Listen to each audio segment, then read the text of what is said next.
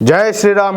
అందరికీ నమస్కారం. Welcome to news అఖండ. నేను మీ కస్తూరి శ్రీధర్. మిత్రులారా, మన మోడీ ప్రభుత్వం ఒక సంచలనమైనటువంటి నిర్ణయం అయితే తీసుకుంది. సరే, మోడీ తీసుకున్నటువంటి ఆ నిర్ణయం ఏందనేది ఈ న్యూస్ ద్వారా మీకు చెప్పే ప్రయత్నం చేస్తా. ఓకేనా?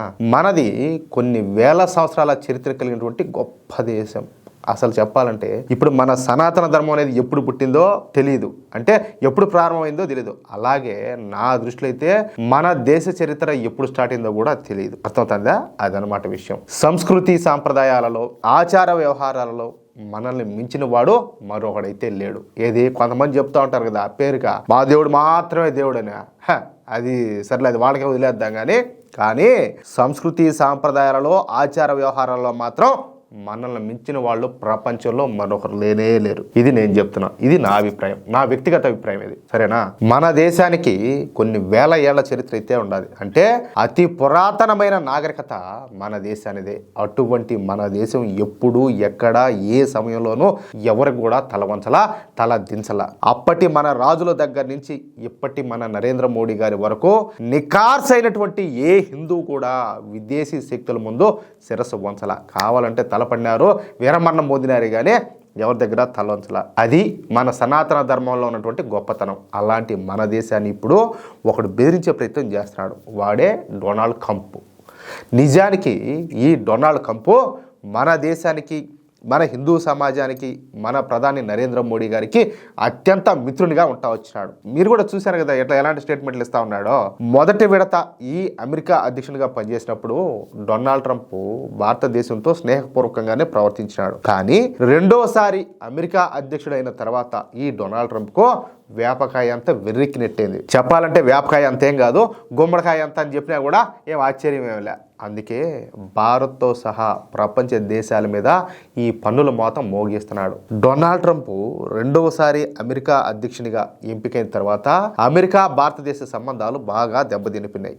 అందుకు డొనాల్డ్ ట్రంప్ ఓవర్ యాక్షనే కారణం. భారతదేశం తమకు మిత్రదేశం అయినప్పటికీ అమెరికాతో భారత్ సక్రమంగా నడుచుకోవడం లేదని, రష్యా నుంచి ముడి చమురును కొనుగోలు చేస్తుందని, భారత అమెరికా ఉత్పత్తుల మీద అధికంగా ఎక్కువ శాతం పన్నులు విధిస్తుందని, భారతదేశానికి ఒక డెడ్ ఎకానమీ అంట.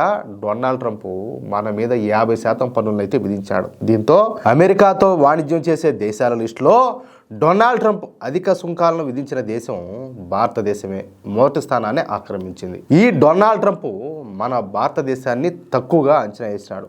భారతదేశం తేలిగ్గా లొంగిపోతుందని చెప్పేసి భ్రమపడినాడు. ఇదేమన్నా పాకిస్తానా లొంగిపోయేదానికా? కానీ పరిస్థితులు అన్నీ కూడా రివర్స్ అయిపోయినాయి.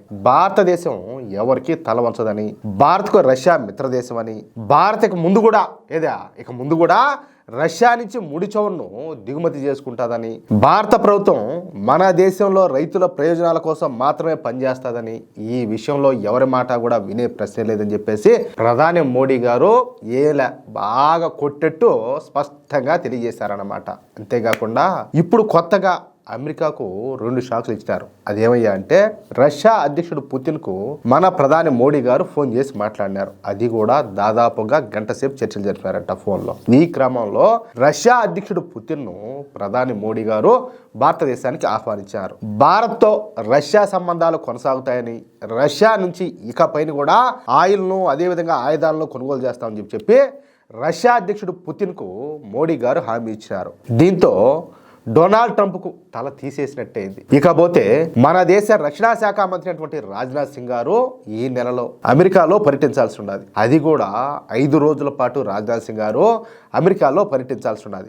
ఈ పర్యటనలో F-35 యుద్ధ విమానాల కొనుగోలు, అదేవిధంగా P-8I విమానాల కొనుగోలు, అలాగే జావెలిన్ యాంటీ ట్యాంక్ మిసైల్స్ కు సంబంధించినటువంటి ఒప్పందాలను కుదుర్చుకోవాల్సి ఉన్నదన్నమాట. ఈ ఒప్పందాల విలువ దాదాపుగా 1,00,000 కోట్ల రూపాయలు.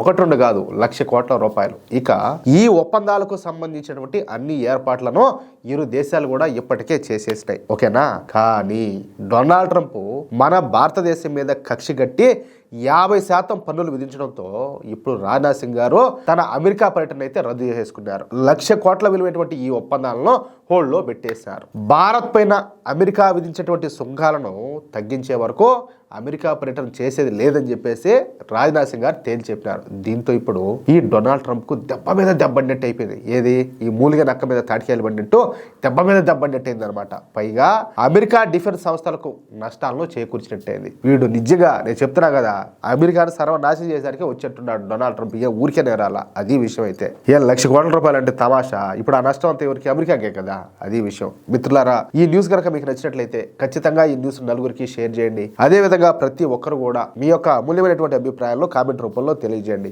ఇంకో విషయం ఏంటంటే, ఇంతవరకు మీరు కనుక మన ఛానల్ను సబ్స్క్రైబ్ చేసుకోనట్లయితే ప్రతి ఒక్కరు కూడా మన ఛానల్ను సబ్స్క్రైబ్ చేసుకోండి, సపోర్ట్ చేయండి ప్లీజ్. జై శ్రీరామ్, జై హింద్.